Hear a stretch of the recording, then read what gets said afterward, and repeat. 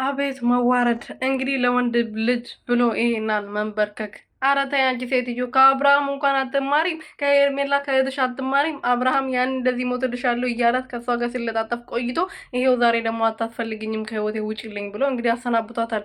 አንቺ ደግሞ ዛሬ ሶሊያና እግር ስር ተደፍተሽ ምንድን ነው ያለችው መግቢያ ላይ አቤል እንደሚያፈቅራት አውቃለሁ፣ አንቺ እንደሚፈልግሽ አውቃለሁ፣ አንቺ ግን አትፈልጊውም ማሽ በራስሽ አፍ እኮ አቤል ሶሊያና እንደሚያፈቅራት እንደሚፈልጋት እየተናገርሽ እንዴት ነው አቤል ከአንቺ ጋር እንዲሆን ሶሊያና እግር ስር ተንበርክከሽ የምትለምኛት? ምን አይነት ፍጥረት ናችሁ ግን? ለምንድን ነው በሃይማኖታችሁ ሄዳችሁ ጸሎት የማታደርጉት? እንደዚህ ለወንድ ልጅ ብላችሁ መታችሁ የምትደፉት የምትንበረከኩት?